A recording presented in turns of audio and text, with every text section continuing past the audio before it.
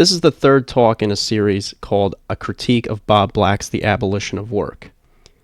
Last time I ended by saying that despite not giving us a very clear picture of what the world would look like without work, Bob Black has given us a clear enough picture of what he thinks is wrong with the world today and what he thinks would change if we did abolish work. Black believes that pretty much everything about the way societies are presently structured stinks to high heaven, and he thinks that if we were to abolish work, there's almost nothing that wouldn't improve. Now, I have doubts about both of these assumptions. First, Bob Black believes that there's virtually no social practices or institutions presently in place that are there for any reason other than to maintain control. Black contends that teachers, law enforcement, the economy, and of course work itself are just there to kind of maintain the status quo. Beyond this, they're ultimately unnecessary. But this view leaves out something that I think is rather obvious, and that is that many of the things that we have in place in society, for good or for ill, are there precisely because we, meaning human beings, have found them to be necessary or at least desirable. And in the second place, Black assumes that the abolition of work can only lead to a better world, but I'm not sure that that's really the case. In fact, I think that we would quickly find that many of the problems we have today would sneak their way into our world without work. But obviously, because abolishing work is something we've never tried, neither I nor Bob Black are really equipped to give any kind of definite predictions about what would happen. We just don't know. Even so, that doesn't mean that we can't try to imagine what might happen, or that we shouldn't imagine what could happen if we did abolish work, provided that we follow a few simple rules. The first thing that we'll need is a faithful picture of the world that we have now, with all of the relevant facts about the world and the people who inhabit it, just as they are at this moment, so the actual world.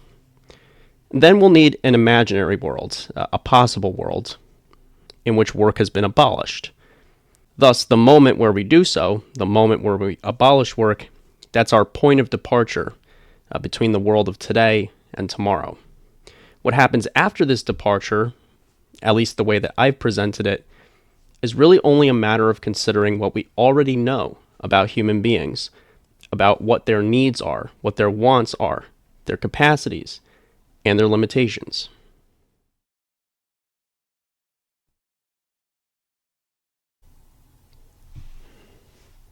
I don't know the first thing about farming. I know nothing about how to grow my own food. I've never hunted a wild animal before, wouldn't know the first thing about it.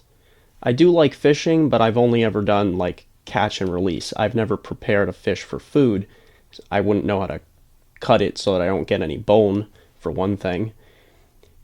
And I must admit, I wasn't exactly paying attention in Boy Scouts when they explained how to tell the difference between edible berries and poisonous ones, so I guess what I'm saying here is I am not a great candidate for anything like wilderness survival. Luckily, though, none of that is really a problem, because I don't live in the wilderness. Where I live, they have these buildings with food in them. Maybe you've seen them where you live, too. And in these buildings, there are people who will give me the food gladly, in exchange for money that I will give to them that they can then take and use to buy their own food or whatever else they might need or want that they can get with it. Now, there are some drawbacks to this system. For one thing, in order to have this money in the first place, I have to work. My job is pretty safe, not too hard, but it does eat up a lot of time. So much, in fact, that I'm often either unavailable or just too damn tired to do some of the things that I'd much rather be doing, whether it's hanging out with friends, playing guitar, or, of course, reading philosophy. Perhaps the worst thing about this, though, is those of us who have these jobs, we're actually the lucky ones. We get to have something that gets in the way of doing things we'd much rather be doing. And it's like, well, gosh, if that's the case, then who are the unlucky ones? Well, some people can't get jobs. Sometimes there are no jobs. And that's a a huge problem. Sure, nobody will literally force you to work, but go ahead and try to not work for a while. Go ahead and try to just fill your time with things that actually make life meaningful and see what happens. Well, eventually, you run into a problem. See, in this society, unfortunately, in order to get basic survival needs like food, clothing, and shelter, you need to have some source of income.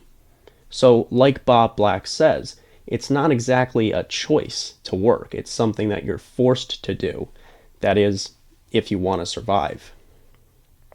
And sometimes people end up having to turn to things like crime, for example, because there's just not enough opportunities for so-called legitimate work.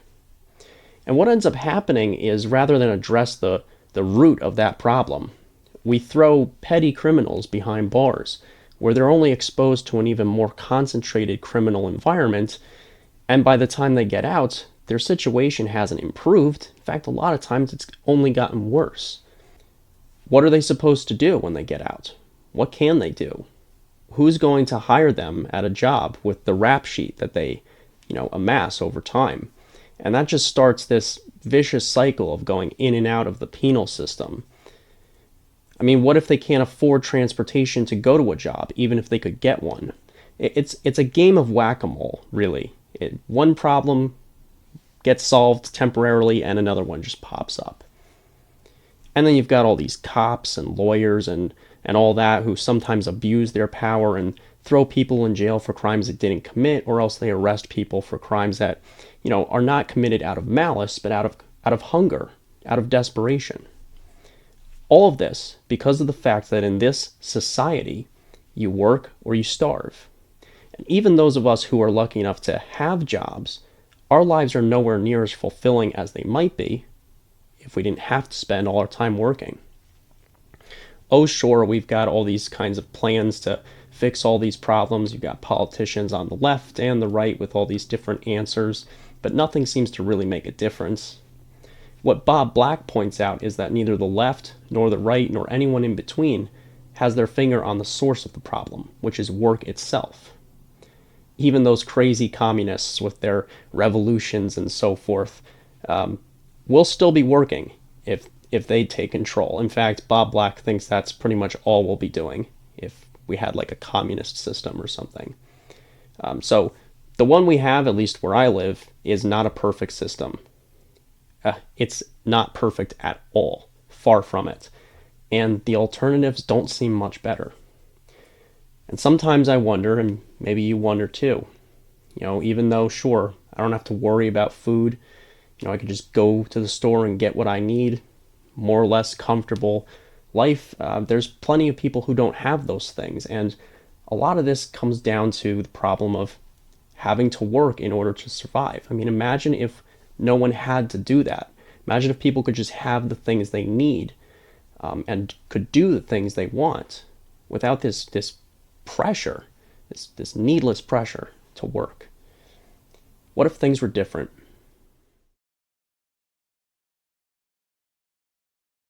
Imagine that one day, maybe tomorrow morning, we all wake up and find out that work has finally been abolished. We finally went ahead and did it. I don't know about you, but I am so happy. Finally. Now I don't have to go to work. I get to spend all the time that I want hanging out with friends, playing guitar, reading philosophy. And, I guess I can get rid of this thing. Don't need that anymore. So I spend all day doing what Black calls play. Just doing the things that actually make life worth living. Dancing and singing and frolicking in the fields and lovemaking and painting and all these things. And after a long day of doing that, I realize I've worked up quite an appetite. I've had a hard day of play. So I decided to pop on over to one of those food buildings I was talking about and get me some grub. Well, problem is, I go to the building and I can't get my grub on because there's no food. There's no people ready to give me food for money. We've gotten rid of all that. There's no deliveries, no restaurants, no anything really, that I've taken for granted in my daily life. And like I said, I don't know the first thing about surviving in a world where I can't just go to a grocery store and get the food I need. I have no clue how to tell a poisonous berry from an edible one. No clue how to raise my own crops, and don't know anything about hunting. And I guess what I'm trying to say is, in this new post-work world, it's not looking too good for me. It's looking pretty bad. But look, we all have to make sacrifices, and maybe some of us just aren't cut out to live in this utopia. Maybe you're one of the lucky ones, though. Maybe you actually have some knowledge about farming, and you've got a little farm going on for yourself now. Sure, you spend a little bit of time each day tending your crops and so forth, but guess what? You've got all this time now that you didn't have before to do whatever you want to do. Play games, go dancing, frolic, all that stuff. All the things Black mentions in the Abolition of Work, and whatever else your heart can desire, you can now do. Now, hold on, before you stop me and say, wait a minute. If you're saying I have a farm and I have to spend time tending the crops, then that means I'm working. That means we haven't really abolished work. Well, no, don't worry. You're not working, you don't have a job, have no fear. Remember, Bob Black defines work as something you're forced to do, and as something that you're doing for some end that's extrinsic to your own desires and needs. That's not really the case with your farm, though, is it? Sure, now that work has been abolished, you do have to find some way to get food for yourself, and maybe in your case that happens to be farming, since there's no restaurants or grocery stores or delivery services. But that's not the same thing as being forced to do something. It's not like you're now forced to raise tomatoes or whatever else you want to eat. It's just that you have to do it if you want to survive. And it's not as if you're working to satisfy some other end or desire that isn't your own. I mean, you're the one that wants to eat, so it is your desire, and it's not like a paycheck, like where you have to work and wait for this reward at the end of a 2-week period or something. And it's not like that at all. Well, you do have to wait some period of time for the crops to, sprout up and grow, but that's natural. It can't be helped. Paychecks, that's very unnatural. That's man-made and gross. It's not the same thing. But anyway, guess what? You get to spend most of your time playing, even though you have to spend a little bit of time tending your crops and so forth. You're not working, and you're spending most of your days playing. So after one of these long days of play, suppose you come home one evening and you find that all of your crops have been stolen. And guess what? They've been stolen by me, and by other people like me, who don't know what you know, and so don't have what you have. What we have is strength in numbers, and we have the desire and means to steal from you, which is what we're going to be doing from now on. Well, that doesn't sound fair, but what are you going to do? Let's not freak out. Maybe there's a way to solve this problem. I suppose we could have actually nipped this in the bud right from the get-go, if only I were to learn how to grow my own food, or how to hunt for berries and whatnot. Then I wouldn't have to steal it. If only there was someone who could teach me how to do these things. Well, unfortunately, see, here's the thing. Black has this list, right, that I mentioned of useless jobs, and teachers are on that list. So teachers are useless in Black's view. So there are no teachers. So I guess you're just going to have to put up with the fact that there's going to be people who don't have the knowledge you do, who are going to steal what you have because we were never educated properly for how to survive in this world. On the other hand, maybe there's an alternative. Maybe instead of teachers, which Black says are useless, we could have some people who, like yourself, possess knowledge that other people don't. Like me. I don't possess the knowledge concerning how to grow my own food, how to survive in this new world.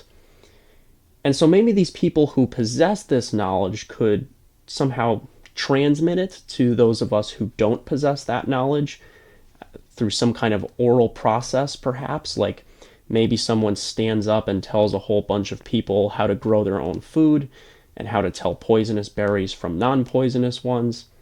It's not like a teacher, which, again, Black says teachers are useless. And it's not like a school, which I'm sure Black would classify as social control. This would just be a place where people can go for a certain amount of time to learn things from people who know how to do them that they didn't know how to do before. Well, that might solve some of the problem, but suppose I don't want to learn. I mean, stealing your food is a heck of a lot easier than growing it myself. And there's a whole bunch of vagabond thief companions that I've met along the way in this post-work world who, like myself, really can't see any reason why we should give up this pretty solid gig we've got going on. And to be honest, I don't really see anything wrong with that. After all, this is the world after work. This is supposed to be the world where I don't have to do something that I don't want to do, because that would be work. So what do you do about those of us who could learn to do better, but just don't want to? Well, perhaps you could set up something like a no stealing rule. I know, we all want to be good anarchists, but hey, anarchists have to eat too, so maybe we can just set up one quick little rule, a no stealing other people's stuff rule. Okay, how do you enforce it? Maybe I don't want to follow that rule. Who's going to stop me? Well, I don't know if you remember, but in the old world, before we abolished work, the old world that was very terrible and we all agreed we're going to do things differently from now on. I don't know if you recall, but we used to have these things called cops, and they would patrol communities and watch out for people who were causing harm to others. But hello, we're trying to improve the world here. Of course we got rid of the cops when we got rid of work. I mean, what kind of paradise are we trying to build here? And obviously cops are on Bob Black's list of useless jobs, but you definitely would need to do something about this stealing of crops problem you got going on. So maybe instead of a police department, you could just set up a group of people who kind of roam around the area that you live in, looking for people who are not following the no stealing rule. They could be like a squad of rule enforcers. I don't know, I'm just spitballing here. Maybe you'd prefer that we call them a rule enforcing department or something. Maybe they could wear some kind of special clothing, not a uniform, but just something that identifies them as rule enforcers, which is not a job, by the way. It's just a role in society which is responsible for providing something that people need. And whenever these rule enforcers see that I'm breaking onto your farm and stealing your food, they can pick me up and they can place me elsewhere. Somewhere far away from your farm and other people's farms for that matter, where I won't be able to steal from you and where I'll be living for some period of time with other people who, like me, decided to go ahead and break the no stealing rule. Now I know what you're thinking. You're thinking this is all starting to sound very familiar and you don't like it. I'm with you. I think we just need to add one more thing to our utopian post-work society and then it'll be perfect. See, before the abolition of work, there was all this unfairness and lack of compassion in the so-called justice system. Blech. We don't want to repeat the same mistakes that we did before, now that the world is free from work. What would have been the point? So how about we have a system, like a real justice system this time, where if someone who breaks the no stealing rule gets to tell their side of the story, and the person that they allegedly stole from tells their side of the story, and maybe a dozen or so other people who live in the area can listen to both sides of these stories, and they can decide who's telling the truth. And so maybe you and me are not very articulate when it comes to the finer points and nuances of the no stealing rule. So perhaps we could each have somebody who is rather well spoken and knows all the ins and outs of the no stealing rule, and they're good at arguing their points, and they can tell our sides of the story for us. And maybe all of this can take place in a special building where these storytelling and decision-making events can occur as they're needed. This is not a trial in a courthouse where we are each represented by a lawyer where we plead our cases before a jury of our peers. That's not what's going on. This is just a period of time spent in a building where 12 people listened to two sides of a story concerning the possible violation of a rule in order to determine whether or not that violation of that rule took place. So suppose I get nabbed by the rule enforcers while I'm stealing your crops, and a dozen people from our community decide that I'm not telling the truth. They clearly see me. I've got tomatoes spilling out of my pockets right there on the witness stand. I'm sorry, not the witness stand, the specific location in which I'm expected to deliver correct and truthful responses to questions directed at me. And they send me off to that partitioned place where me and the other thieving folks are housed for a set amount of time. Maybe it's like 30 days for your first time that you get caught stealing, and they tack longer periods of time on. The more times you get caught. These aren't sentences, by the way. These are just periods of time during which I am differently located from other people in my community so that I won't harm them. But my time is up, and guess what? I get out, and I have no idea what I'm supposed to do. I don't know anything more than I did before. All I was around in that place was other thieving people, and I actually picked up a few thieving tips. I actually am now a better thief than I was when I went in. And your farm is the first stop on my itinerary. And with all the increased thieving going on, the rule enforcers have actually gotten larger and more powerful. And they've become quite a problem themselves. They're not exactly shy of giving us crop thievers quite a thrashing before they haul us off again. And that's not police brutality, that's not corruption, that's just people in a position of authority abusing that authority and using blunt objects to subdue people that society has already cast aside anyway. This is nothing like what we had before we abolished work, but it is starting to become kind of a nuisance. Look, you're a nice person, you're compassionate. You don't want to jam me up, or my thieving pals. It's just that you want to have enough food to eat so that you can spend the rest of your day playing. You don't want to have to spend all this time worrying whether you're going to have anything left to eat at the end of the day. This was the whole point of abolishing work, was so that we would be free. Now everything is just going to crap. Now there's a movement going on in your area that's calling for the abolition of these rule enforcers. Can you really blame people? I'm personally totally fine with it because it'll make it a lot easier for me to steal from you. So we do away with the rule enforcers. We do away with all the buildings housing me and all the rest of the thieves. And, look, I know you're worried now who's going to protect your crops. But listen, we've all got to make sacrifices. And they're not doing any good anyway. You see that, right? So now there's nobody making sure that I don't steal your crops. Well, actually, yes, there is. Guess who gets to sit around on your farm all day and all night making sure nobody steals from you? You do. You can't hire anybody to do it. There's nobody to protect you. That's part of the community that will do it. So you get to do it. And guess what you don't get to do? You don't get to play. But I do. Because it doesn't take me that much time to steal what I need from you and go about my day. But there's a lot of people like me that are hungry and desperate and cannot make it in this world. And will do whatever it takes to survive. But this isn't anything like it was before.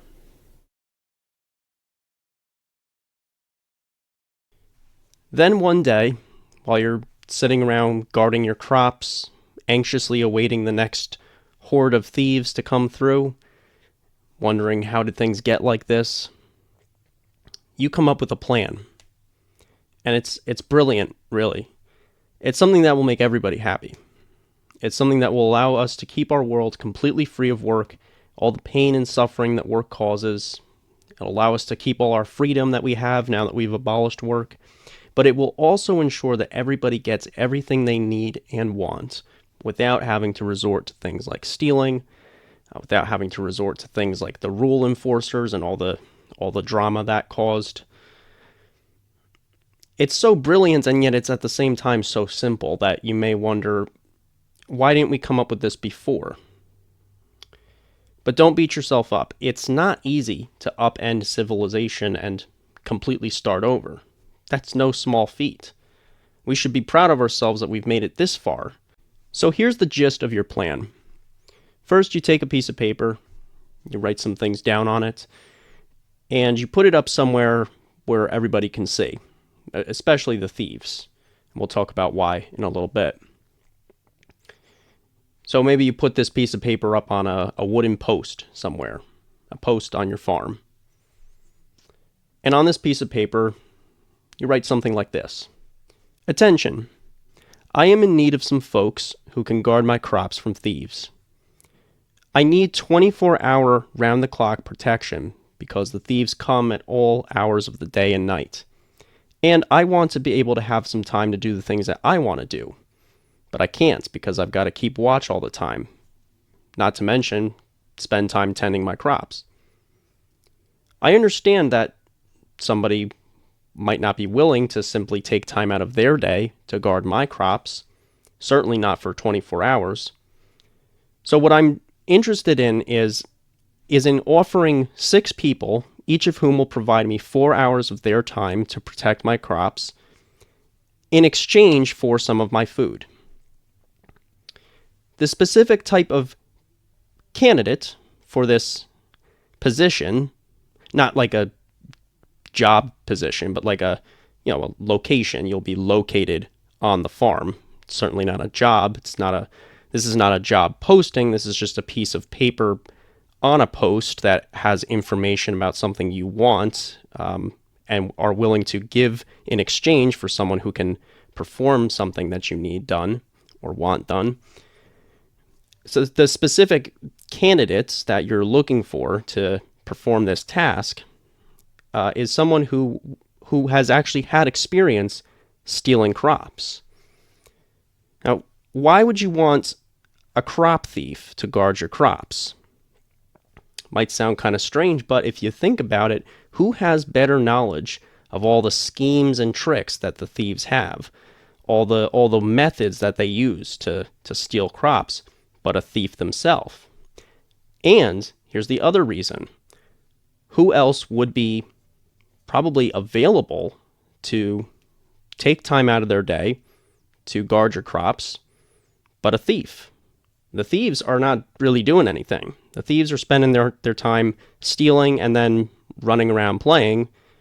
Like I said, it doesn't take too much time to steal, on a daily basis. We've got plenty of time to play.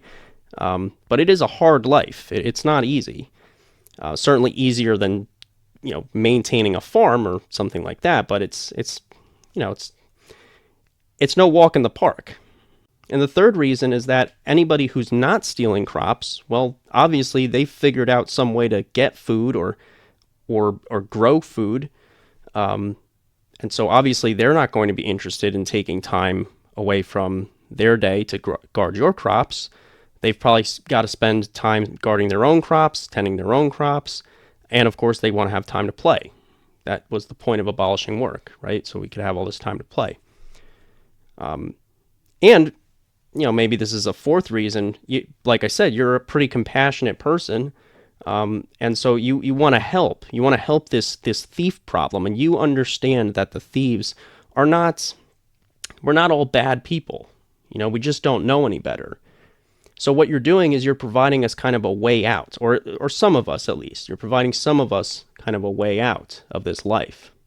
So imagine you get 6 of us to respond to this piece of paper on your post, and we agree. And maybe one of them is me. I've actually become quite a good thief. Not trying to brag here, but I've amassed quite a collection of tricks and skills in the way of stealing crops since abolishing work. And I'm one of the people that takes part in this new experiment that's really beginning on your farm, but in no time at all, other farmers are going to catch on and say, this is actually a really good system that you've come up with. And what this isn't a job. This is something even better. This is what's so brilliant about this, is it's not a job. It's something where you're asking me and some other people to provide you a service that you either can't or don't want to do yourself in exchange for something that we need, which you have and are willing to give us. So we get to keep our work-free world, and we all get everything we need and want. I've only got to take 4 hours out of my day to guard your crops from thieves, something I am good at, I suppose, since it takes a thief to know a thief, right? So that sounds like a good deal to me. 4 hours? That's nothing.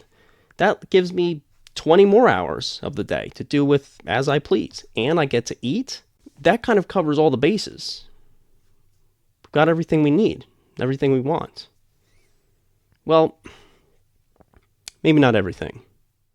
There's just one tiny little issue, not even really an issue, it's just something you forgot to factor in before you got this deal going, which is great. But the thing is, up till this point, the amount of food that you were growing was really only intended for one person, yourself. You were just growing enough to meet your most basic needs for survival so that you would have all this time to play, just like the hunter-gatherers that, Black and Solons talk about, all this time for leisure. Of course, you've never actually met a hunter-gatherer, but why would Black and Solons lie to us? So you spend a little bit of time a day growing enough food for yourself, but now you've got 6 people that are guarding your crops for you, which is a service you definitely need. And you've offered to, in exchange for this service, you've offered to give them some of your food. Well, now you have to spend a little bit more time each day growing food, tending crops. So not exactly a huge calamity, but it is something that maybe you didn't factor in. So that is something you're starting to notice now. Is that great? Your crops are protected. The thieves are not getting in. But you do need to spend a little bit extra time making sure that you produce enough food for yourself and also enough food for the people providing you necessary services. But other than that, this is working out pretty great.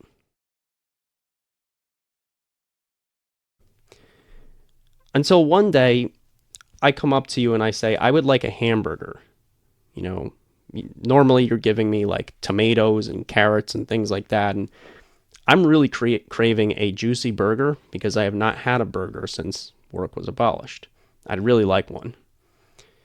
Well, maybe there's some people in this new world that still eat meat, that raise livestock, but you are not one of those people. Let's imagine that you just grow things like fruits and vegetables. So you don't have any hamburgers to give me. So maybe I make you a deal.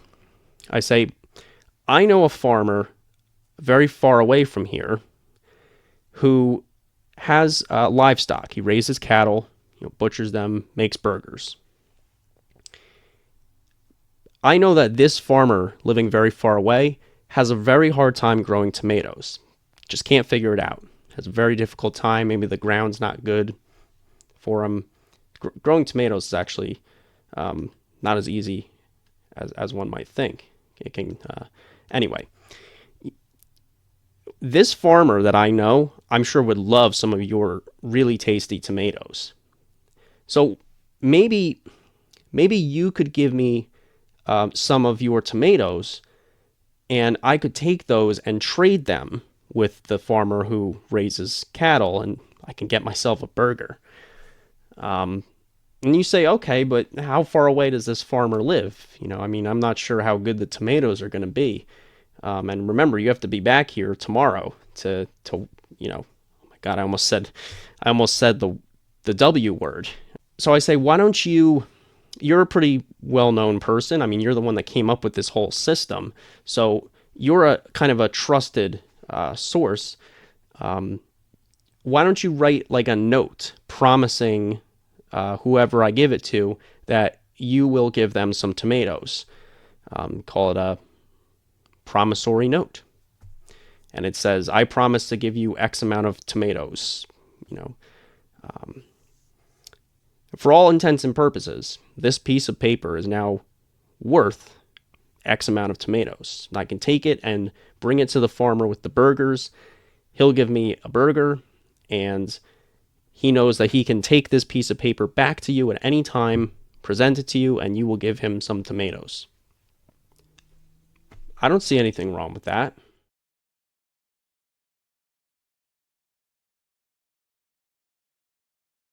One day I come up to you and I say, I really appreciate the food.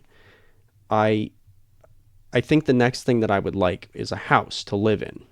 I, as a thief, nomad, I'm kind of just sleeping outside, which is not good for the old back. I'd like a nice little house, nothing too fancy, a bed, to lay down on. But you can't help me with that because you don't know how to build houses. It's not like you have houses to give people, but you do know somebody that builds houses that could maybe help me out. So I pop on over to this guy that builds houses. And he says, sure, I can build you a little house if you give me some of your time helping me cut down trees. He says, I'm having a hard time. There's a lot of demand for houses to be built, and I need to chop down trees for lumber, but I only have two hands. So it would be really helpful if I had an extra set of hands to chop down trees. I say, okay, we work out the details of, how much time I would have to give him in order to, match the value of him building me a house for me to live in. We figure that out somehow. And we work it out to say, like, okay, give me 4 hours of your time, 4 hours of your day for however many, maybe months to I almost said it again. Maybe we can just say it just this once, but don't tell anybody, to work off my debt to this guy that's going to build me a house to live in. I'm sure we'll be able to figure out better words for these, but just for the time being, we'll say. So, okay, I'm working, 4 hours a day for the guy chopping down trees. It's not so bad. Well, it's not really 4 hours, is it? It's 8 hours, right? Because I'm also providing services to you at your farm. So I'm spending 8 hours of my day providing other people's services. And quite frankly, while I'm definitely appreciative of the things that I'm being given in exchange for providing those services, I can't honestly say that I find any meaning or purpose in the activities themselves. I don't really find much meaning or fulfillment in chopping down trees. I don't really find much fulfillment or meaning in standing around on your farm. But at least we're not working, right?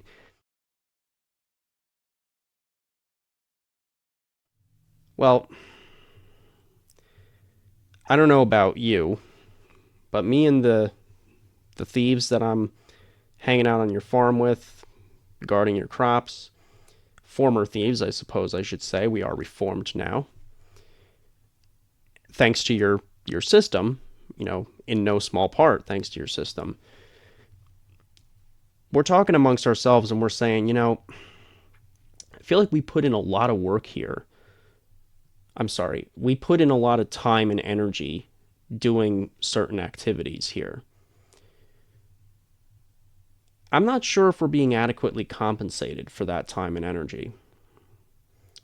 How many tomatoes I get each day, how many carrots my friend gets each day, is starting to seem like it's not matching the worth of our time and energy. So we start to kind of unite around this idea, around a shared interest that we all have. This is not a union. We're not forming a union. But we do decide to kind of come together as a group of people who all perform the same task, uniting around a shared interest in being adequately compensated for that task, and if necessary, organizing and making demands to the people for whom we provide those tasks and services, pertaining to whether or not we're being adequately compensated. You have absolutely no interest in that. Nobody does. None of the farmers do. This kind of becomes a movement of sorts, and it's a huge problem for the farmers because when we get together as a group and we make demands, you're kind of put in a bind. And I understand you're a nice person, you're a nice farmer, but there's things that we want. This is the world where we're supposed to get what we want. So when we make demands to you that you can't meet, or if you met them would mean that you lose time to play or lose food to eat, you're kind of in a bind, and you're saying, well, no, I can't give you vacation time. Maybe we want vacation time, like time where we're doing something else, but you still give us food, even though we're not there providing you the services we normally would. Call it a paid vacation. Of course, we don't have money. We just have little pieces of paper that are, assigned certain values. X amount of tomatoes, X amount of carrots, stuff like that. But we've already done away with all the problems of, having an economy and having things like money and commerce and all that nonsense. But this is becoming an issue for you and pretty much any other farmer. And it really reaches the apex when we decide to not go on strike, but stop working until our demands are met. I'm sorry, stop providing you services until our demands are met.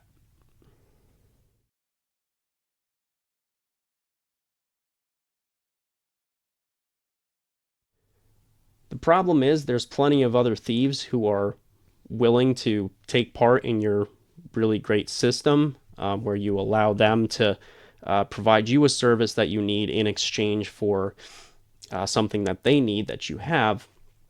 And with us all not working, they take our places. I'm sorry, with all of us not performing tasks in exchange for things that we need or want, we're let go. They used to call it fired, but I'm not sure what the word would be here because this isn't a job. Well, now I'm back out in the wilderness, and I'm kind of pissed off. Honestly, I'll level with you. I'm hurt. I'm angry. I am feeling like I'm being pulled in two different directions. On the one hand, I need to provide some people some kind of service in exchange for things that they have that I need or want. On the other hand, I also want to have time and energy left over to play and do things that actually make life meaningful. And to be honest, spending 8 hours a day standing around on a hot farm, guarding crops from thieves, and chopping down trees in the woods, by the time I'm done with providing all those services, I don't even have the energy to play. I'm too tired and beat. All I want to do is just sit around and sleep, and then get up the next day and do it all over again. This is BS. You see that, right? I think I know what to do. Now I'm going to start making the plans. And what I have planned is something that nobody's ever thought of before. What we have to do is we have to abolish the concept of people providing other people services in exchange for things that they need or want. And once we do that, we'll be free. We'll have time to play. We'll have time to do the things that actually make life worth living. Won't you join me?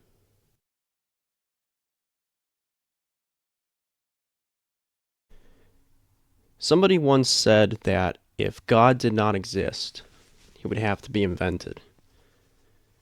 And I suppose that's kind of what I was going for, just slightly edited version of that. It would be, if work didn't exist, it would have to be invented. And we can call it whatever we like. We can call it providing services in exchange for something we need or want. But like I said in the last talk, the concept of some kind of an exchange going on between people, whether it's services or goods, is not something that can go away unless you abolish the idea of society. And it's not exactly clear to me whether or not that is, in fact, what Black is arguing for. It seems clear to me that he does not think that there will be some kind of an economy, but that's not true, I don't think. I don't think it's true that you're going to get rid of exchanges between people. And it looks like, for now, work is going to stay. I'm not exactly defending the system we have in place now. What I guess I'm trying to say is that if we get rid of it, it's only a matter of time before we just end up creating it all over again.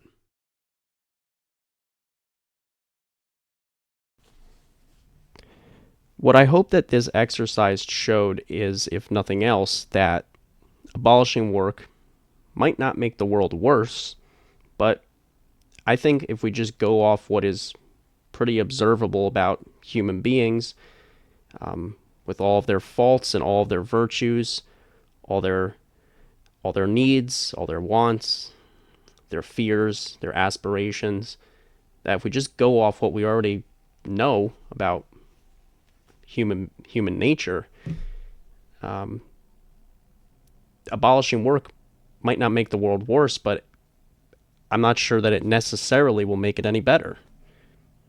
I'm not sure that we won't find the same exact kind of problems and the same exact benefits if we went ahead and did what Bob Black is suggesting. In the next talk, I'm going to go through kind of a shorter, like, debriefing of what we kind of worked through in this exercise, since I think there's enough to unpack that it warrants a little bit more clarification. I think it was helpful for me to speculate in this way. So next time, I think we'll kind of try and bring things down to earth and analyze what I think are some of the implications we should take away from this. So, thanks.